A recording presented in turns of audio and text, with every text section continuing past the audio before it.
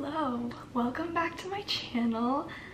It's time for another monthly reading wrap up. I'm really excited for this month, not because I've read a lot of books, but I feel like I had a really good reading month. The books I read were really interesting or thought-provoking or made me cry, and I did have 2 5-star reads, so I'm excited to get into that.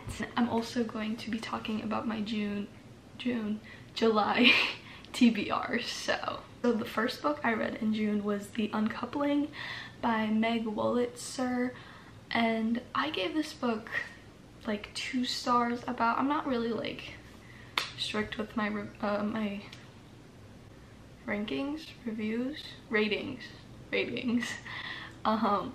but yeah, about 2 stars. This book is essentially about this little New Jersey town, and it follows the stories of a bunch of different women at Eleanor Roosevelt High School. Basically there's this new drama teacher that comes, and she decides to put on the play of Lystrata, something like that. I don't know how to pronounce it. Anyway, the play is about I think it's Greek, but basically it's about this woman Lystrata who convinces the other women in town to not have sex with their husbands until they stop the war. Can't remember which war it was, but basically that's what happens. And then what happens in town is that mysteriously a spell is placed upon all the women in town, and they no longer want to have sex. And yeah, it kind of like follows that story. It's an interesting concept, and there are like a couple lines in the book that like really hit hard. I was like, whoa. And it's an interesting look into like how sex affects relationships, and how men treat women once it's not an option anymore. But the resolution fell flat. The way it ended was kind of like whatever, you know. So it's kind of like one of those books you read, and as soon as it's over you're like, yeah, whatever. The next book I read was I Have the Right to Destroy Myself by Kim Young-ha. This is a translated Korean fiction, and it's actually my first translated Korean that I've ever read, so it was interesting. It's very short, it's only 119 pages, and it basically follows this unnamed narrator, which we assume to be Death, or like the god of death, something like that, as he goes around, convinces like people who are lost or hurting to commit suicide. So it's very dark. I would definitely like check trigger warnings if you want to read this book. It's a lot packed into 100 pages, but it's interesting the way it's told. It's like some chapters you get about the narrator and what he's doing right now, and then it's like set up so the stories of the people he's helped are like in a book that he's writing about them. So it's like you go back in time and read the book. It was really interesting, but so I read this book the exact same day that I binge watched The Summer I Turned Pretty. So 2 like very different emotions happening at the exact same time. So I think I definitely need to reread it at some point and like spend a little bit more time with it. I make the mistake of like rushing through short books, and usually those are the books that you want to like take the most time with, because it's a lot packed into very few pages. But yeah, very good. I didn't give that one a rating because again, I feel like I just need to reread it to truly understand it. And the other thing that sucks is like I feel like so much is lost in translation, which sucks, because like literally every page I was like, man, I wish I knew Korean so I could like read this in the original. But yeah. The next book, and one of my 2 5-star books, is A Very Nice Girl by Imogen Crimp. This book, I'm not gonna lie, when I picked it up, I just liked the cover. I thought it was pretty.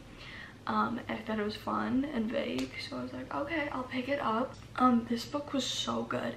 It basically follows this girl, Anna, and she is training to be an opera singer in London, and she's like very much like the caricature.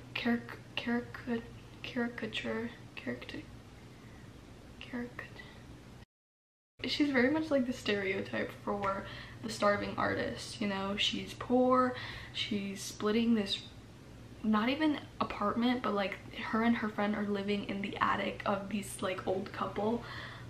They're paying like very cheap rent to stay there.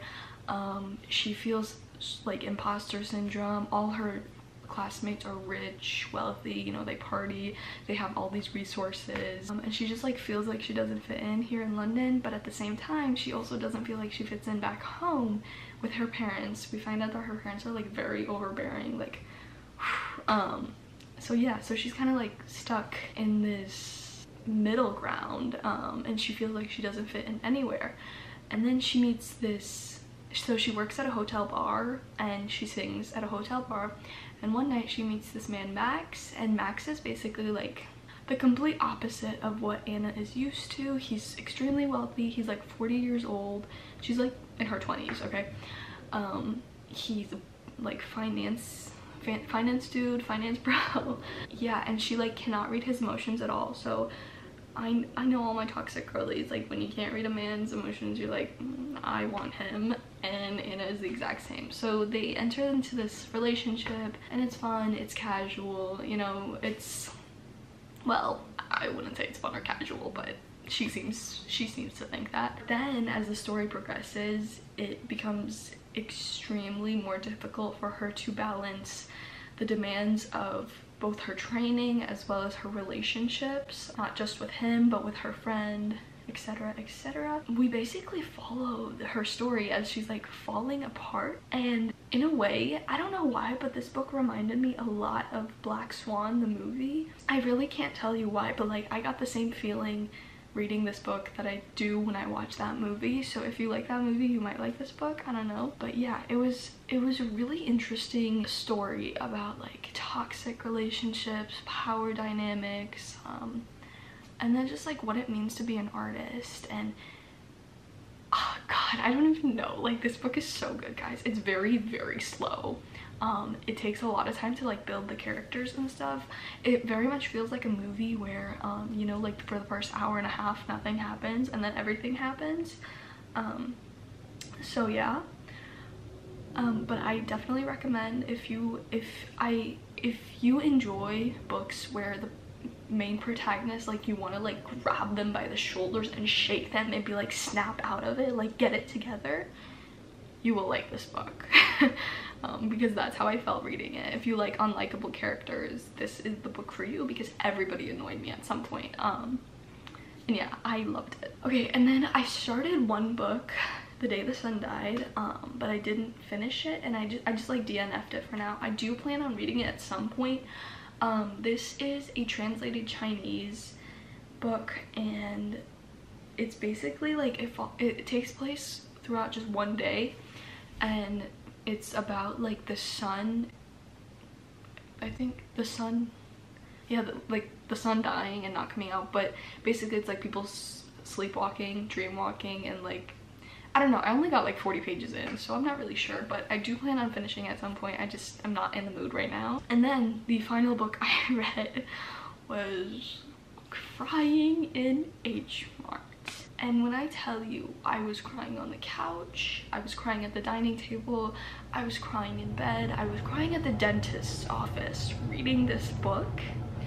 Crying in Agemart is a memoir. You've probably heard about it by now. It's a memoir by Michelle Zauner. It basically tells the story of her relationship with her mom as they had to cope with her mom having cancer and then dying from cancer. And it's just, a lot of it ties back to, she's half Korean, half white, so her mom really is like the only connection she has to her Korean culture, it feels like. That's how she felt while telling the story.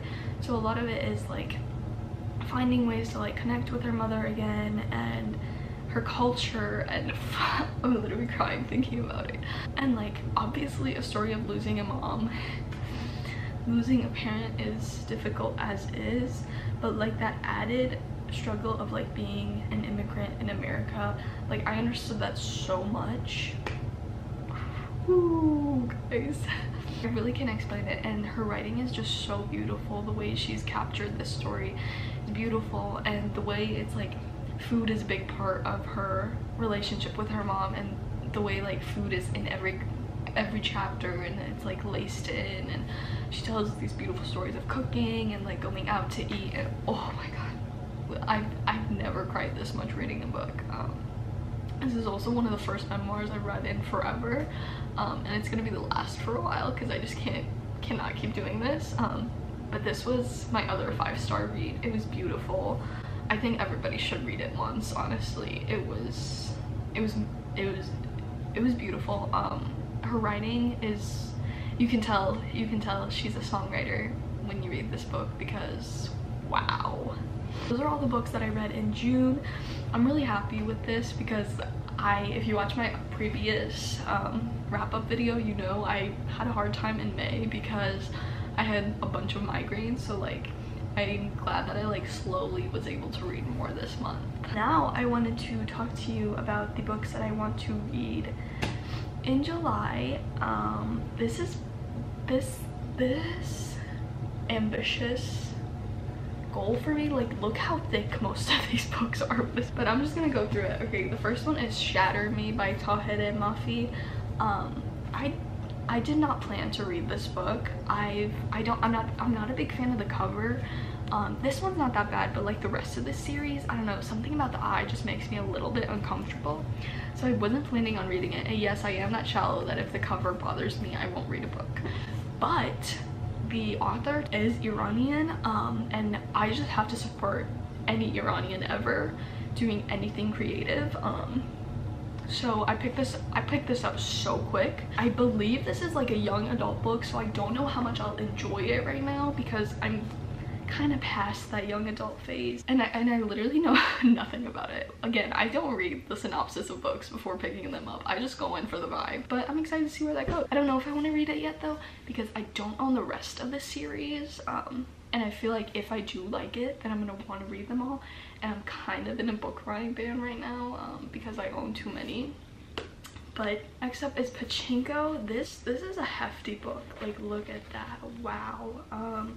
I got recommended this book.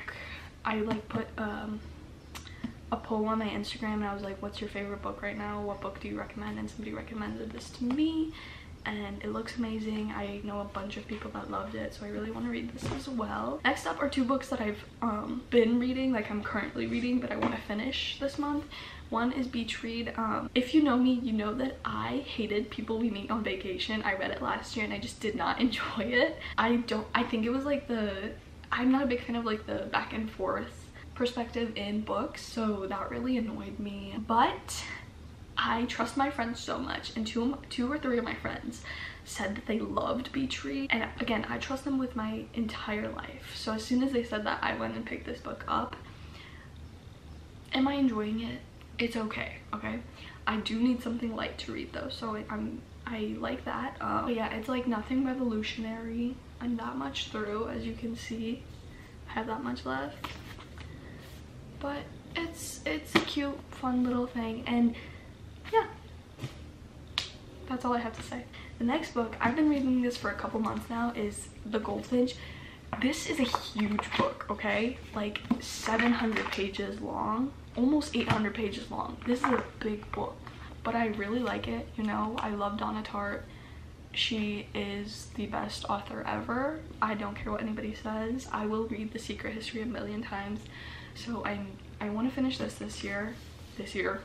Yeah, this year, but this month hopefully. I'm a little less than halfway through though, so I don't know if that'll happen. As soon as I finish this, I'm gonna buy The Little Friend because I need to read that too. And also, I know it's kind of crazy how she releases a book like every 10 years, and the last time she released a book was 2013, and we're in 2022, guys. So I'm really holding out hope that Miss Tartt will be joining us again with a new book that will change the trajectory of my life. Okay, and finally, I want to read This Woven Kingdom by Tahereh Mafi. It's the same author that wrote Shatter Me, but this one I got recommended because I was looking for books that are about Iranian people, and this was recommended to me because it's based off of Persian mythology, which is so exciting. And again, one of my friends read this book and they said they loved it, so I'm really excited to read it. And the cover is just gorgeous, like look at that. For July, I have a lot of books that I'm really excited for. I don't know if I'll get to all of them. I do have summer classes again. I'm taking a bunch of psychology summer classes, so I'm probably gonna have a lot of reading for my classes. So I don't know if I'm gonna actually get through all these books, but I'm excited to try. Let me know if you've read any of these books, enjoyed them or didn't like them, and then let me know like what you read in June, what you want to read in July. Yes, and if you want more book content from me, I do have a Booksta at Prada Reads, and then you can follow me on TikTok too. I occasionally post about books on there. It's more of everything on my TikTok though, at Pradacore. And yeah, thank you guys so much for watching. I hope you liked this video, and I will see you next week. Bye.